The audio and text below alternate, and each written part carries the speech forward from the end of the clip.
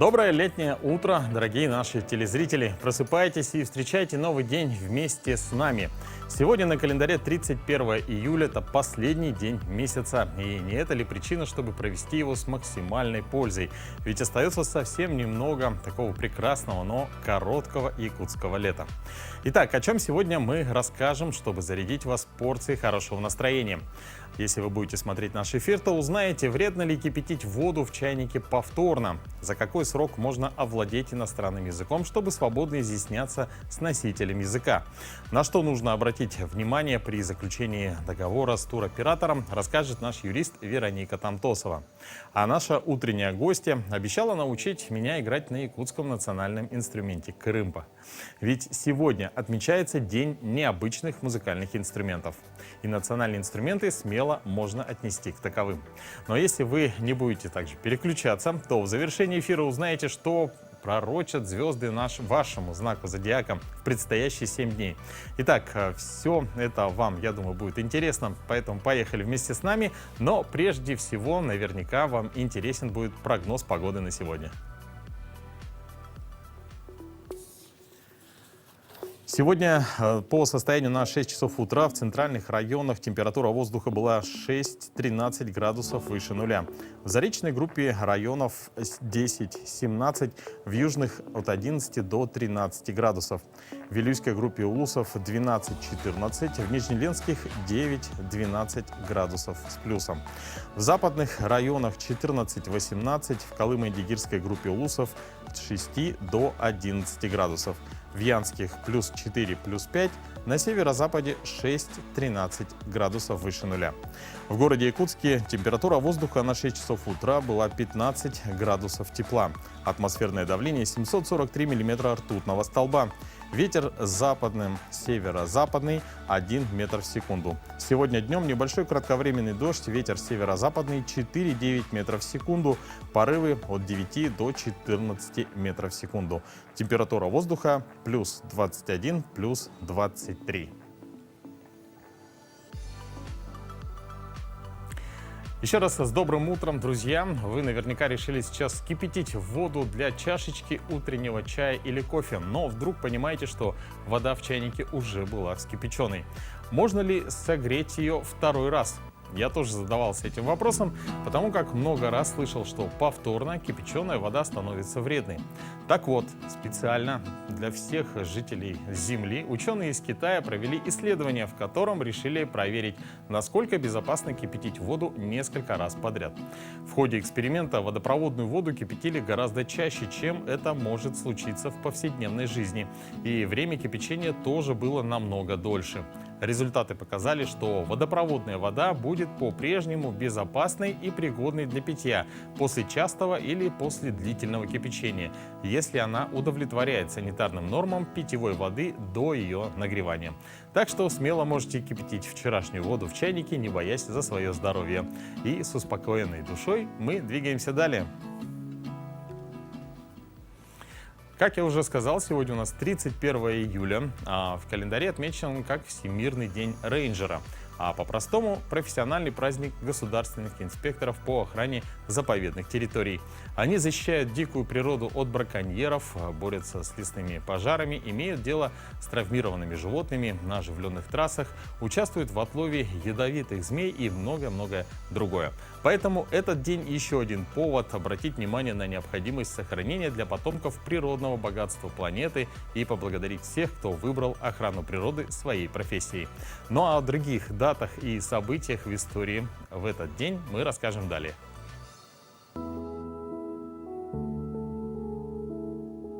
На календаре 31 июля.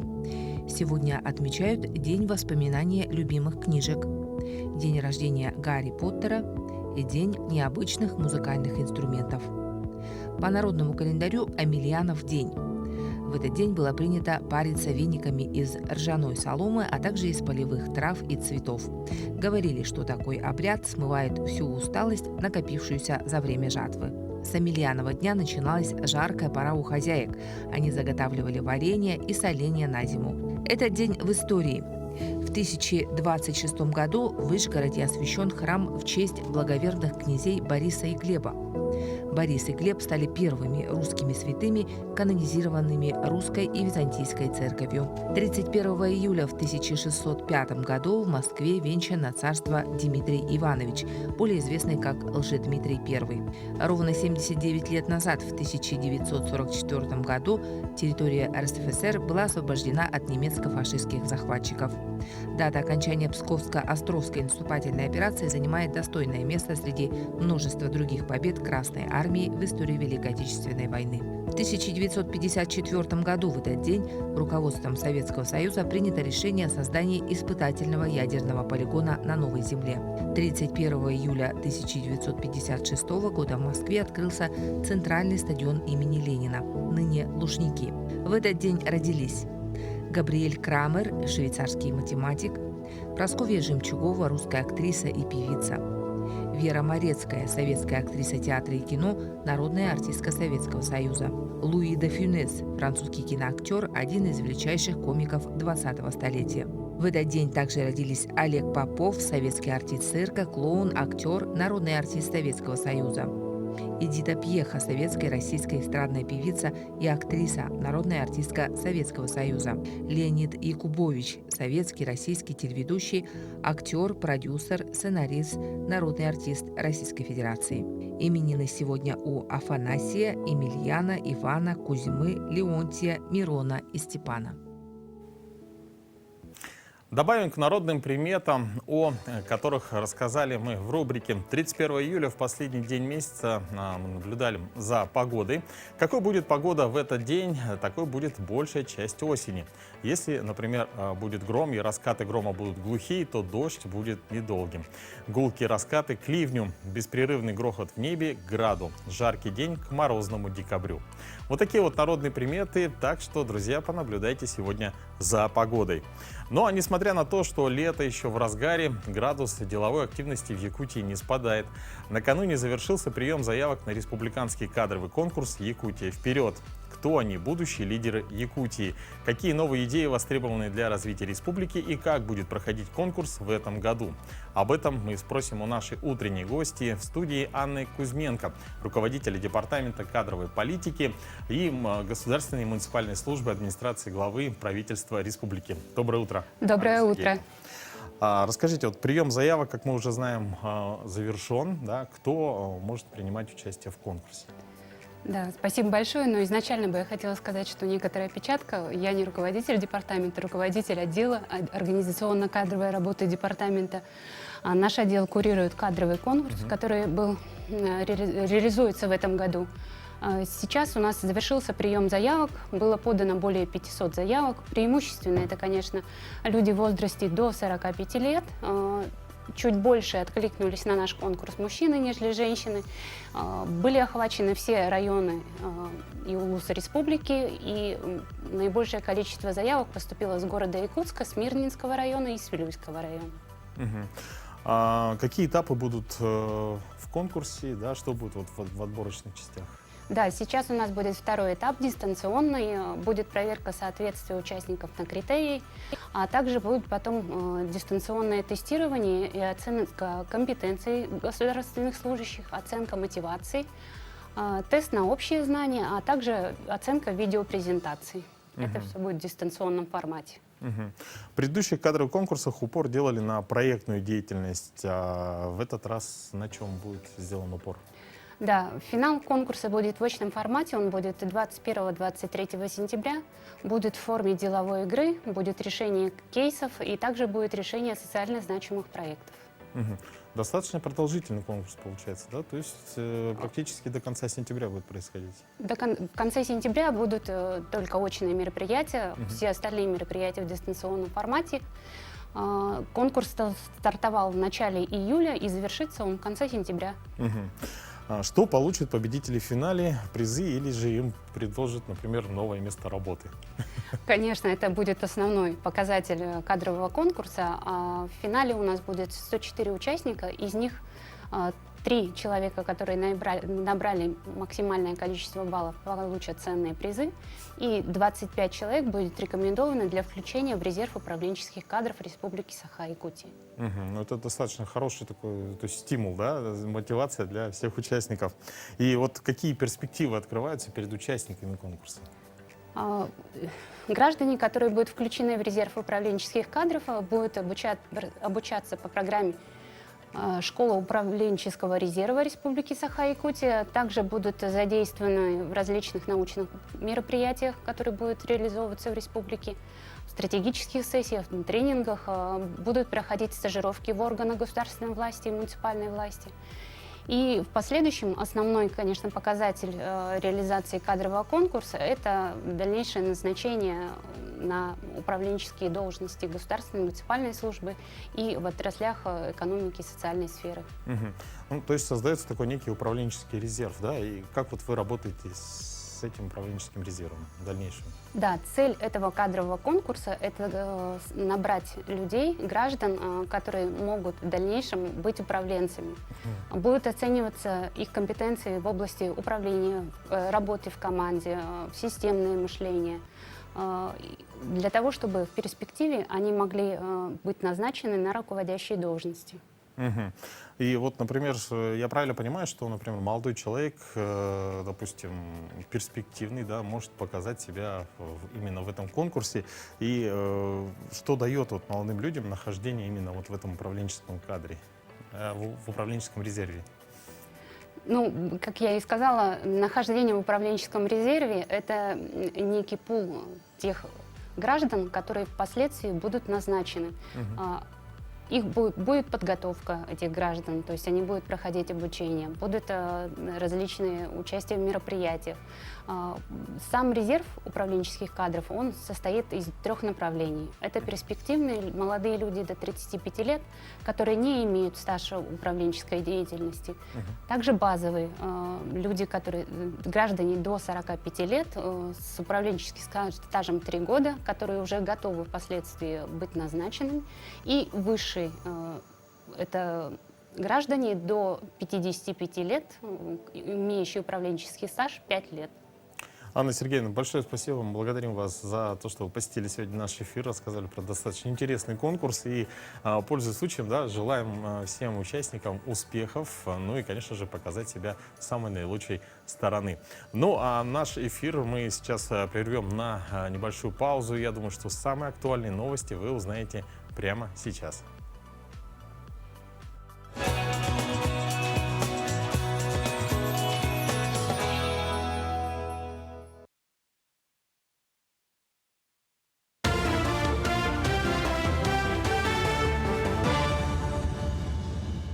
Доброе утро, Якутия. Сейчас новостной блок. В России с 1 сентября начнет действовать государственная информационная система легкового такси. Согласно постановлению, в каждом регионе с 1 сентября должны функционировать 3 главных реестра – перевозчиков, автомобилей, такси и служб заказа. Сведения из реестров о предоставлении, приостановлении, возобновлении или аннулировании разрешений будут в течение суток поступать в федеральную систему такси. Запуск новой системы призван сделать поездки в такси более безопасным. В Минсельхозе оценили динамику цен производителей продовольствия в России. По данным ведомства, она находится в пределах инфляции. Как отметили в министерстве, в частности, отпускные цены на картофель снизились за год на 32,6%, свеклу на 14,5%, морковь на 7,3%. Также в настоящее время снижаются цены на лук, и этот тренд сохранится по мере поступления на рынок нового урожая от отечественных производителей. По прогнозу, объем производства лука в текущем году превысит 1 миллион тонн, что больше среднего показателя за последние 5 лет. Эксперты Национального научного центра наркологии провели очередной аудит и высоко оценили работу якутских наркологов. Отмечается, что в регионе наблюдается снижение показателя алкогольных причин смерти на 24,6%.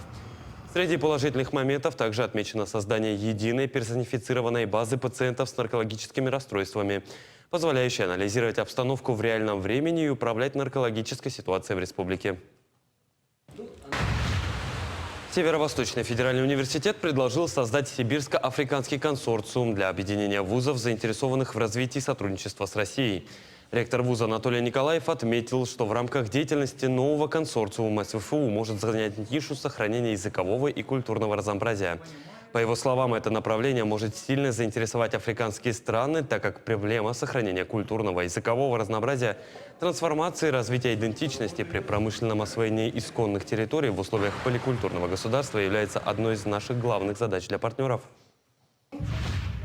Распределение социально значимой или национальной литературы проведут по всем библиотекам республики в 2023 году. Социально значимое издание – это широкая панорама окружающего мира. Она содержит материалы о различных сферах человеческой деятельности – политике, экономике, общественных проблемах, спорте, культуре, науке, образовании. Такие книги могут рассказывать о знаменательных датах российской истории и культуры, поднимать проблемы подрастающего поколения, пропагандировать здоровый образ жизни. Так, у каждого жителя республики есть возможность совершенно бесплатно ознакомиться в ближайшей библиотеке с краеведческой литературой.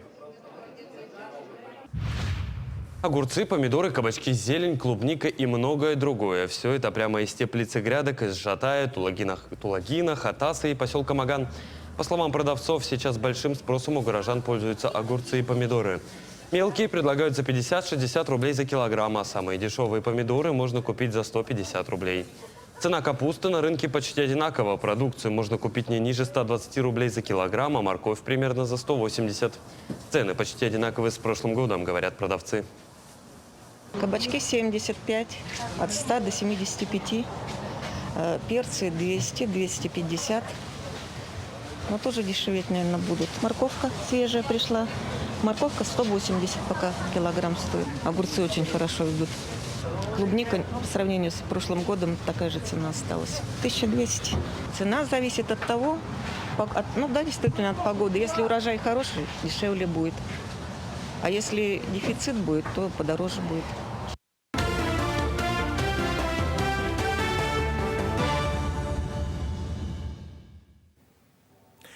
Впереди август, его еще называют бархатным сезоном. Так вот, тем, кто собирается на отдых в этом месяце, думаю, будут полезны советы нашего юриста Вероники Тамтосовой о том, как правильно заключать договоры с туристическими фирмами и на какие пункты обращать внимание нужно особо тщательно.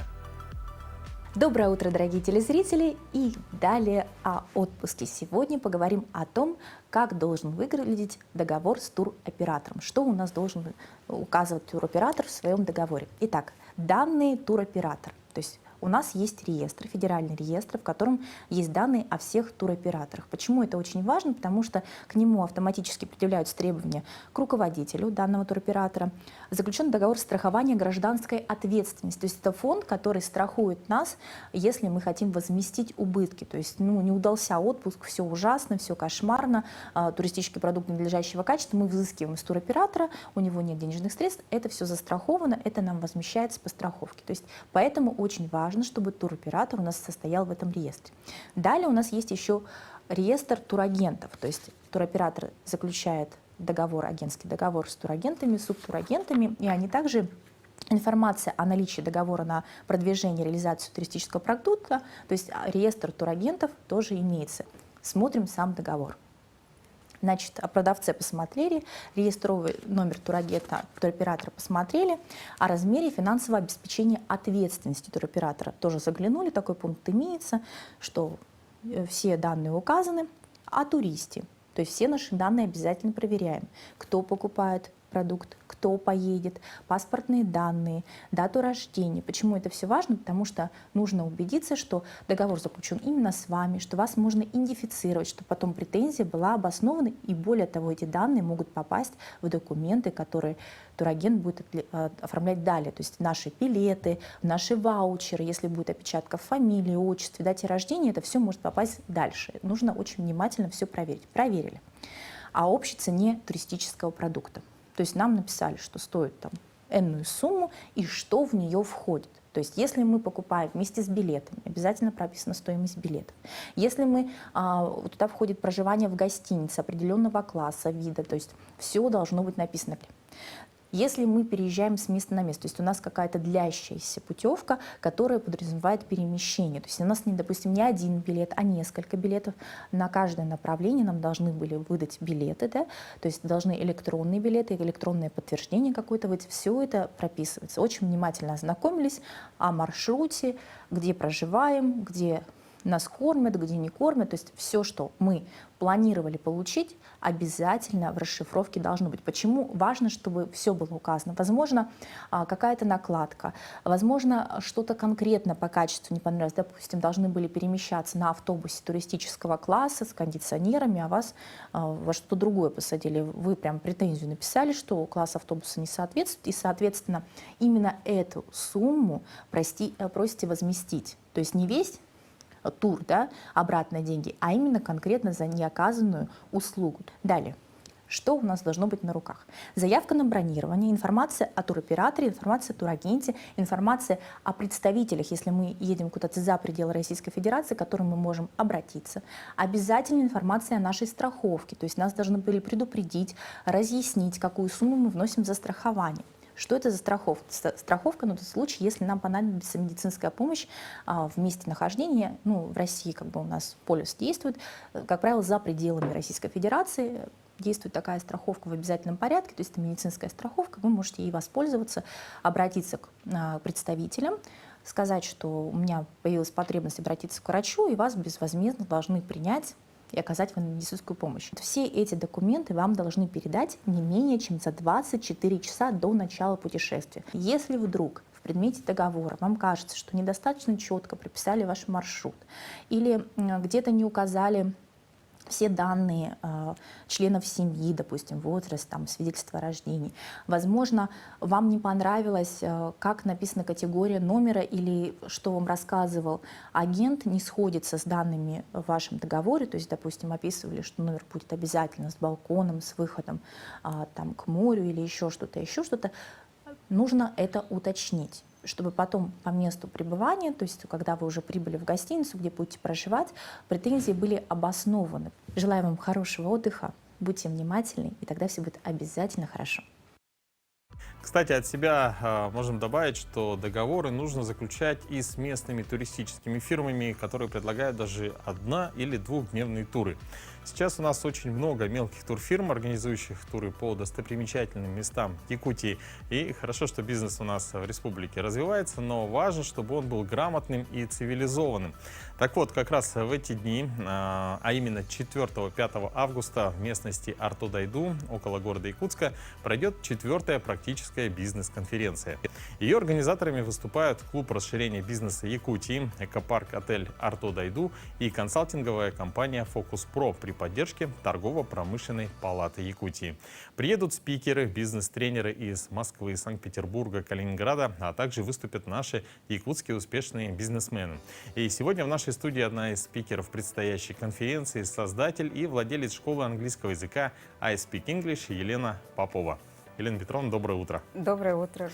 Ну, говорят, что в вашей школе за достаточно короткий период можно овладеть познанием английского языка. За какой именно срок? И вот можете поделиться, в чем секрет успеха вашей школы? Ну, я могу сказать, что вообще начинать говорить можно с первого урока, потому что именно методика коммуникативная, она подразумевает, что мы начинаем общаться с учеником с первого урока, он начинает уже говорить. Но если говорить о настоящем повышении навыков, языковых навыков, то, конечно, требуются месяцы и год для того, чтобы значительно повысить свой уровень языка. Ну, то есть в целом есть, наверное, такие моменты, что можно овладеть каким-то базовым, да, познаниями, чтобы объяснить, да, по крайней мере, иностранцу, что ты хочешь, да, и понять, что тебе ответили. А есть и такое, что расширенный, то есть говорить грамотно и как бы в более таком классическом виде, да? Да, все зависит от целей человека. То есть у нас обучаются и дети, дошкольники, начиная с дошкольного периода, школьники и взрослые, заканчивая достаточно зрелым возрастом. У каждого свои цели. Кому-то нужно действительно профессиональный язык, Кому-то нужен язык для того, чтобы сдать экзамены, хорошо учиться, хорошо получать свои оценки, а для кого-то это для путешествий. То есть достаточно знать какие-то базовые вещи, чтобы не заблудиться за рубежом. Мгм. Вы уже не в первый раз участвуете в таких подобных конференциях. Чем они полезны для предпринимателей и что нового каждый раз вы для себя открываете? Да, нам вообще повезло, что такая большая конференция с большим охватом вопросов проводится у нас в Якутске. И она дает, конечно, безусловно, отвечает на многие вопросы, которые волнуют предпринимателей. Мгм. Ага. И вот большой охват и большое количество интересных спикеров. Мгм. В этот раз вы тоже, да, вы выступаете спикером, соответственно. О чем вы будете рассказывать и чем поделитесь с аудиторией?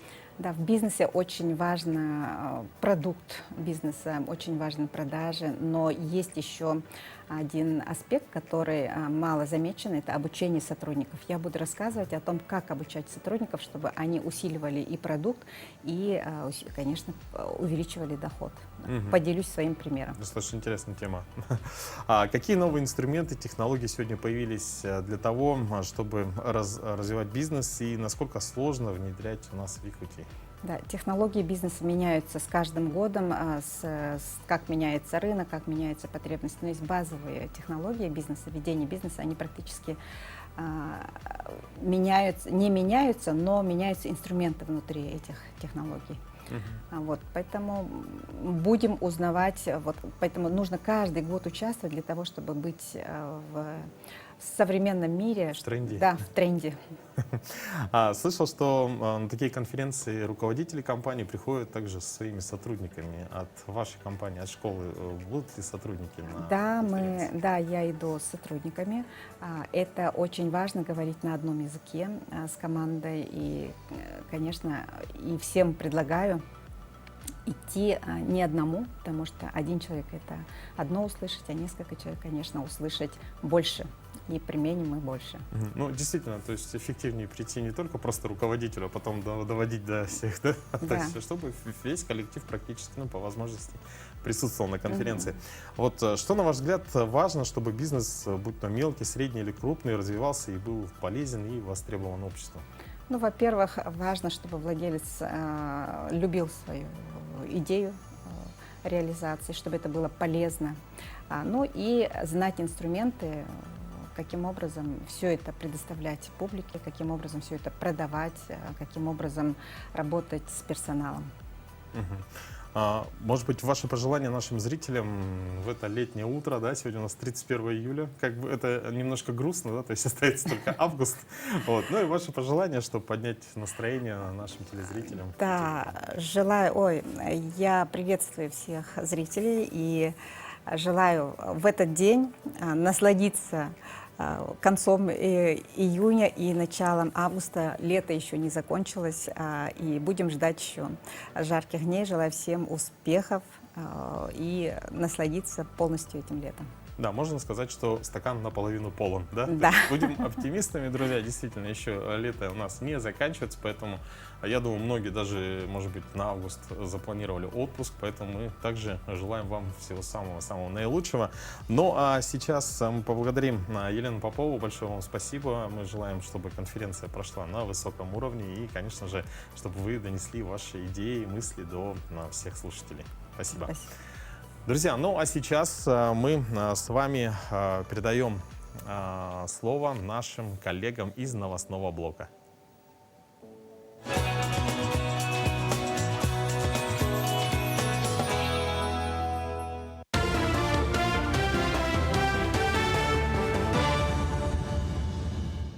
Доброе утро, Якутия. Коротко о главных событиях к этому часу.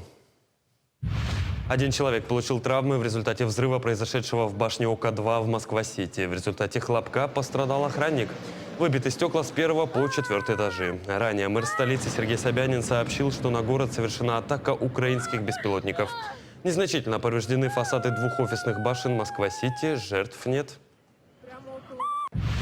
Минобороны страны заявила о предотвращении атаки 3 украинскими беспилотниками по московским объектам. 1 украинский беспилотник уничтожен в воздухе средствами ПВО на территории Одинцовского района Московской области. Еще 2 беспилотника были подавлены средствами радиоэлектронной борьбы и, потеряв управление, потерпели крушение на территории комплекса нежилых зданий Москва-Сити. Также ведомство заявило о пресечении попытки Киева атаковать объекты Крыма 25 беспилотниками. 16 из них уничтожены средствами ПВО, еще 9 подавлены средствами радиоэлектронной борьбы. Московский аэропорт Внуково возобновил прием рейсов. Все ограничения на полеты в зоне Москвы и Подмосковья сняты для воздушных судов. Ограничения были введены после атаки беспилотников на Москву и Подмосковье. Всего задержали 16 рейсов на прилет и 4 на вылет. Другие аэропорты Московского авиационного узла работают в штатном режиме. С 1 августа произведут перерасчет пенсий работающим пенсионерам, если они трудились в прошлом году и работодатель платил за них страховые взносы в пенсионную систему. Пенсию увеличат в беззаявительном порядке, исходя из той суммы, которая поступила в пенсионную систему. Право на перерасчет при этом возникает вне зависимости от того, сколько человек проработал – месяц или полный год. Центробанк ужесточит требования к выдаче ипотеки. Банк России повысит надбавки к коэффициентам риска по ипотечным кредитам с 1 октября текущего года, сообщается на сайте регулятора. Мера направлена на ограничение рисков заемщиков и банков. Несмотря на принятые меры ранее, наблюдается существенное ускорение роста ипотечного кредитования. С марта месячные темпы прироста ипотеки превышали 2%. В июне темп прироста задолженности вырос до 2,5%. Регулятор также обратил внимание на большой разрыв цен между первичным и вторичным рынком. В первом квартале он составил 40%, во втором – 39%. В России с 1 сентября начнет действовать государственная информационная система легкового такси. Согласно постановлению, в каждом регионе с 1 сентября должны функционировать 3 региональных реестра перевозчиков автомобилей такси и служб заказа. Сведения из реестров о предоставлении, приостановлении, возобновлении или об аннулировании разрешений будут в течение суток поступать в федеральную систему такси. Запуск новой системы призван сделать поездки в такси более безопасными. Все вакансии учителей в одном месте. В столице ведет работу штаб по трудоустройству педагогических работников. Он находится в экономическом колледже. В штабе можно получить всю информацию не только об актуальных вакансиях в муниципальных образовательных организациях, но и консультации по вопросам трудоустройства, мерам поддержки педагогических работников. Представителями штаба являются ответственные специалисты в сфере образования, а также специалисты Министерства образования и науки Республики. Всего в штабе представлено более 900 вакансий. Больше требуются учителя русского языка и литературы, есть вакансии математика, физики, учителей биологии и химии не хватает. Еще технические особенно. Математика, физика, информатика. По улусам больше вакансий в Верхнеуфимском улусе, арктических улусах. На этом все. Хорошего дня и до новых встреч.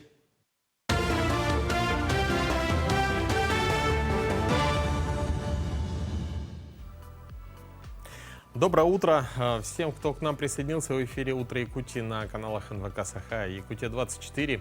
Мы продолжаем взращивать профессионалов для Якутии со школьной скамьи. Такая цель у детского технопарка «Кванториум», который с 1 сентября распахнет свои двери для учащихся Саха политехнического лицея. Здесь ребят ждут абсолютно новые учебные аудитории, где школьники как в теории, так и в практике смогут освоить самые перспективные направления. С некоторыми из них ознакомилась и наша съемочная группа. Сам «Кванториум» – это уникальная модель дополнительного детского образования. В здании бывшего университета учащиеся Саха политехнического лицея смогут овладеть новыми навыками. Это и агропроизводство, и научные изыскания, и роботостроение, ну и, пожалуй, самое актуальное направление последних лет – управление дронами.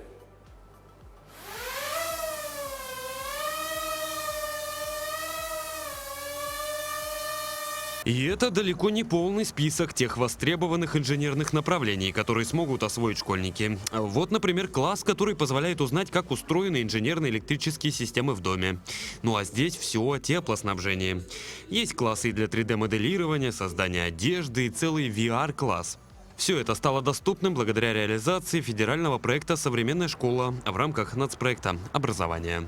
Все направления кванториума школьного нацелены на это, чтобы дети прошли как дополнительное образование, как во время учебной деятельности, во время урока технологии, во время, значит, разных программ, проектов, прошли профпробы и получали первую профессию. Не случайно открыть технопарк решили на базе Саха политехнического лицея. Сегодня это образовательное учреждение является кузницей будущих профессионалов в сфере инженерии, современных технологий и электроэнергетики.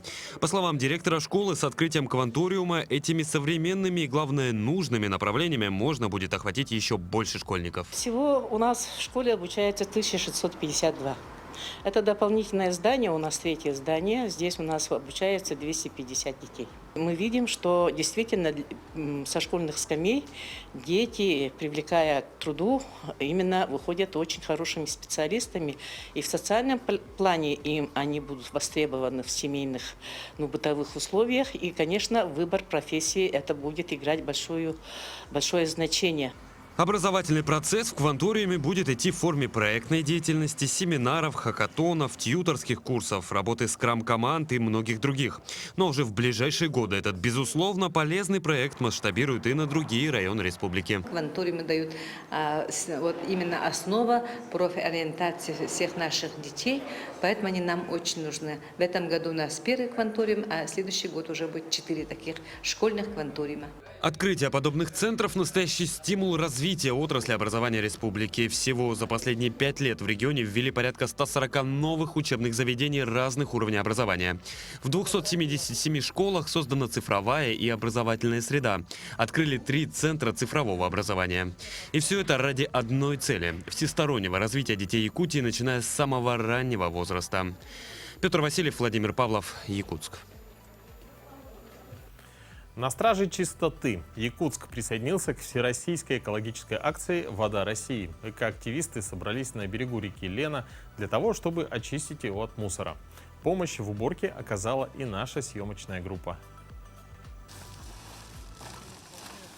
Команда всероссийской акции «Вода России» оберегает чистоту берегов по всей стране от Калининграда до Владивостока с 2014 года. А с 2016 к одной из крупнейших экологических инициатив присоединилась и Якутия. С тех пор регион неоднократно входил в десятку лидеров по стране по количеству участников и объему собранного мусора. Я думаю, в этом году у нас показатели не ухудшатся, наоборот, мы войдем, может быть, возможно, и в 5, а может быть, даже в 3. Поэтому, если так судить по цифрам, в прошлом году у нас было пройдено 714 километров береговой территории очищено. В этом году у нас получается за полугодие уже около 10 тысяч участников. Я думаю, что за оставшееся время, пока теплое время года есть, мы попробуем, конечно, превысить предыдущие показатели. Уже 8-й год акция «Вода России» собирает неравнодушных жителей республики для участия в субботниках. Каждый волонтер вносит огромный вклад в общее благое дело. Сегодня в уборке на берегу Лены приняли участие сотрудники организаций и предприятий. Не прошли мимо этого благого дела и дети. Я узнала об этой акции, нам учительница прислала в группу модераторов, когда я в лагере вожатой была. Я решила принять участие, потому что люблю природу и хотелось бы убраться, чтобы чисто было, красиво. И я считаю, что каждый человек, который любит свой город, должен принимать участие в таких акциях. Только за этот месяц экоактивисты провели уборку на реках Ясачная, Омолай, Чебыда, Индигирка, Вилюй, Анкудинка и других. В ближайшие дни волонтеры очистят от мусора берега бухт Булункан и Хараулахской, море Лаптевых и реки Колыма. В прошлом году за весь сезон в акции приняло участие более 18,5 тысяч человек. В этом году только за половину сезона это число превысило уже 10 тысяч, что говорит о том, что с каждым годом все больше людей становятся ответственнее за экологию родной республики. Мария Кардашевская, Григорий Хлопков, Якутск. Ну а теперь настало время узнать, что же советуют нам звезды на этой неделе. Далее рубрика «Гороскоп».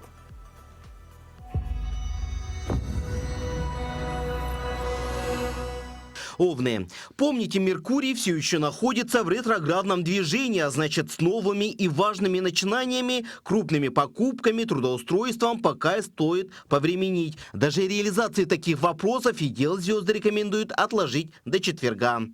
Тельцы. Неделя у тельцов будет полна приятными встречами, неожиданными радостными новостями и сюрпризами. Текущей работы будет много, но пусть все это не пугает. Ваш внутренний энтузиазм поможет с легкостью со всем справиться. Близнецы. Сейчас у близнецов один из наиболее подходящих периодов для переосмысления своих целей и желаний в целом. Сделайте паузу и оглядитесь, все ли идет так, как вы того хотите. Не принимайте поспешных выводов и эмоциональных решений. Раки. Пассивность на этой неделе ракам однозначно противопоказана, но при этом не стоит сразу же бросаться в бой и стараться реализовать все свои замыслы. В первой половине недели закройте мелкие текущие вопросы, не требующие особых усилий, но некоторые впоследствии будут забирать ваше время и отвлекать внимание. С четверга сможете сконцентрироваться на более важных и интересных делах. Львы. Будьте сами собой, не старайтесь играть чужие роли, ведь за всем этим рискуете потерять не только себя, но и настоящих друзей. Неделя у львов обещает быть насыщенной приятными событиями и удачными многообещающими встречами, поэтому выглядеть придется безупречно постоянно. Девы. Эта неделя у дев должна быть построена на партнерстве и взаимодействии с окружающими. Могут возникать спорные ситуации в достаточно важных вопросах, и вам как никогда нужны будут мнения и советы надежных людей. Отнеситесь к выбору своего окружения очень ответственно. Если человек вызывает у вас хоть малейшие чувства сомнения, не стоит посвящать его в свои дела. Весы. Перед весами открывается множество дверей и совершенно разных возможностей. Выбор будет непростым, ведь желание заполучить все, безусловно, проявится с большой силой. Не старайтесь просчитать все, не получится. Сейчас звезды рекомендуют делать выбор, доверившись внутренним ощущениям и сердцу. Причем это касается всех сфер вашей жизни. Скорпионы. Нестандартный взгляд на вещи поможет скорпионам найти новаторские решения старых вопросов. Звезды рекомендуют вам быть открытыми к сотрудничеству и новым знакомствам. Появится множество возможностей, которые позволят расположить к себе нужных и полезных людей. Стрельцы.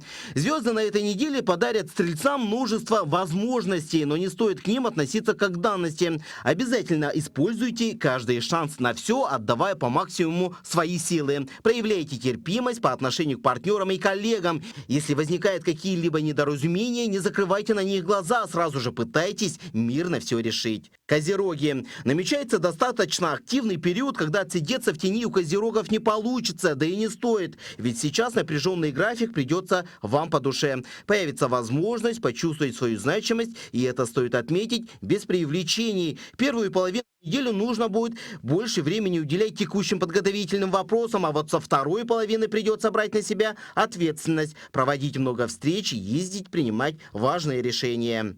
Водолеи. Сейчас водолеям по максимуму нужно уплотнить свой рабочий график, сразу же обозначив главные приоритетные для вас темы. Работать придется много, напряженно и самостоятельно, поэтому расслабиться не получится. Но только так ваши труды будут вознаграждены. На выходных стоит забыть обо всех проблемах и сложностях и насладиться отдыхом.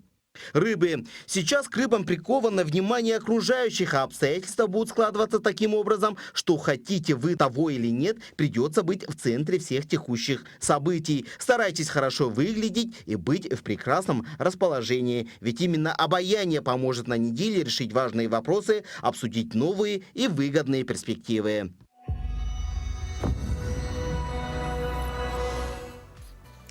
В начале эфира мы упомянули, что помимо того, что сегодня последний день июля, отмечается также такой интересный праздник, как День необычных музыкальных инструментов. К ним относятся как новые экспериментальные, так и старинные. Среди ныне существующих инструментов, как ни удивительно, самым древним считается флейта. Археологи установили, что возраст самой древней примитивной флейты превышает 35 тысяч лет. Думаю, к необычным инструментам можно смело отнести и старинные национальные, такие как якутская крымпа или кюпсюр. И сегодня в студию мы позвали преподавателя народного ансамбля «Адун» Ксению Шамаеву, которая на протяжении многих лет учит детей и подростков играть на этих и других музыкальных инструментах. Ксения Михайловна, доброе утро. Доброе утро. Но вы принесли сегодня с собой музыкальные инструменты. Расскажите про них немножко информации, да, и как давно вы обучаете детей этому искусству. Ну, перед вами вот наш национальный, самый из древних инструментов, как и хомус, да, наш кюпсюр, якутский барабан. Чуть-чуть модернизированный, конечно, но принцип такой же, ударный. И у нас вот якутская скрипка, кырымпа называется. Вот для примера я принесла 2 кырымпы. Одна из по традиционным технологиям сделана из конских волос, да, и, конечно, вот модернизированная на медных струнах.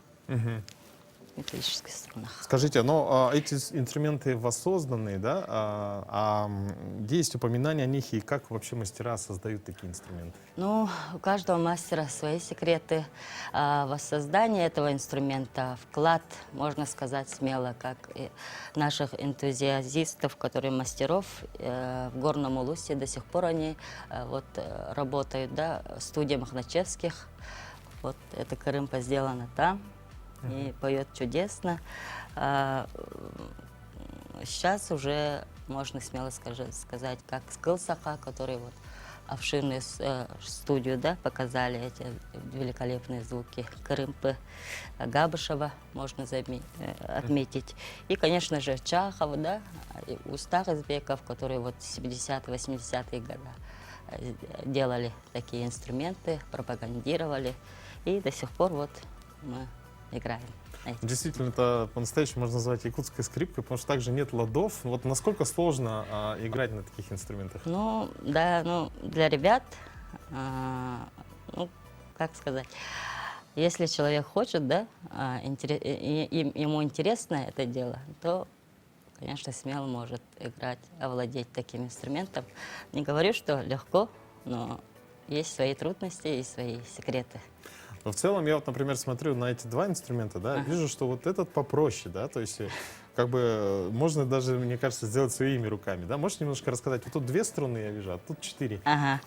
Вот здесь вот именно по технологиям, вот традиционным технологиям сделаны, из конских волос, 2-струнный. Но принцип такова же, как и вот в новом инструменте, да, как в металлическом медном струне. Но звук более человеческий, можно сказать, потому что не зря же говорят вот колысах, кырымпа, колыхах говорят, да, и услышите, как будто кто-то поет человеческим голосом, и более традиционный звук и более колоритный, можно так сказать. Но металлический это чаще звук идет. Он более близкий, наверное, такой да, стручковый. Да. Как это называется, правильно? Смычковый? Ага, смычковые инструменты. А кто занимается в вашем ансамбле? Вот, ну, в основном я педагог народного ансамбля «Одун», детского подросткового центра. У нас коллектив очень дружный, как якутский алмаз многогранен. У нас и хореография, у нас есть и фольклор, народная мудрость, и вот якутские народные инструменты, да, педагоги. Занимаются в основном дети школьного возраста.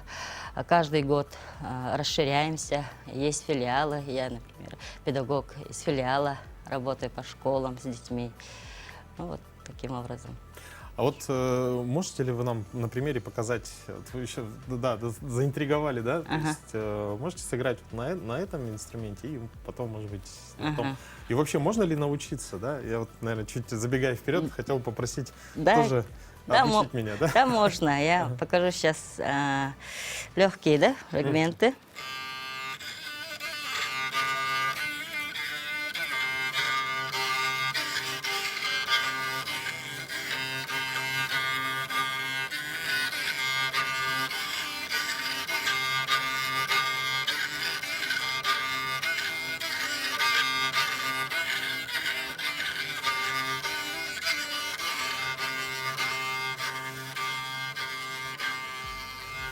Таким образом звучит, но можно вот о металлическом вот таком инструменте.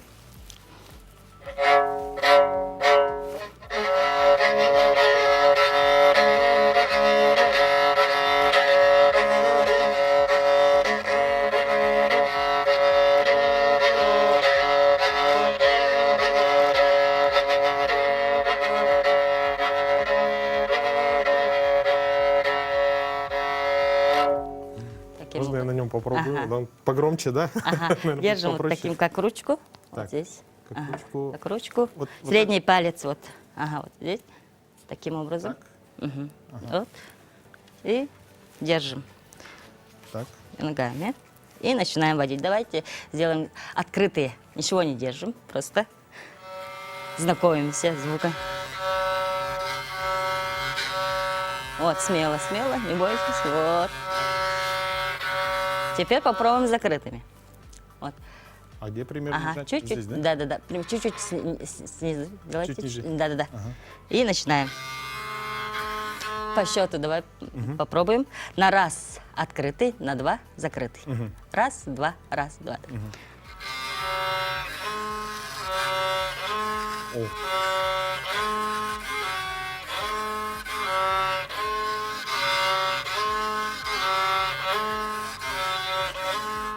Мы сыграли это тоюк.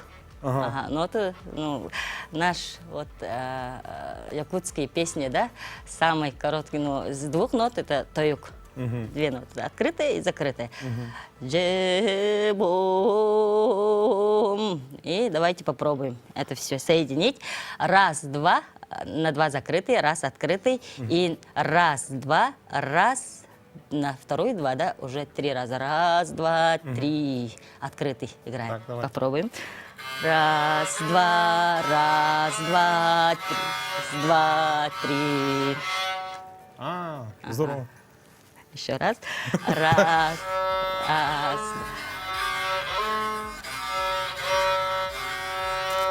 Получается это как... Слушайте. Джебом.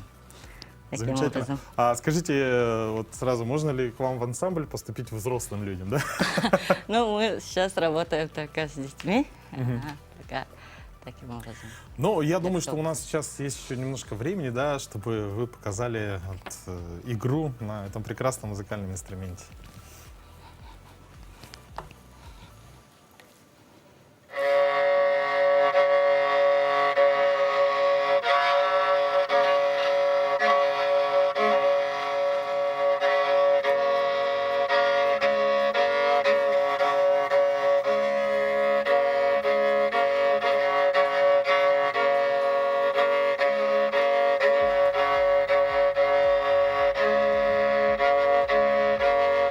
Друзья, на этих замечательных нотах мы желаем вам всего самого наилучшего. Встретимся завтра. А вам большое спасибо и творческих успехов. Спасибо. Спасибо.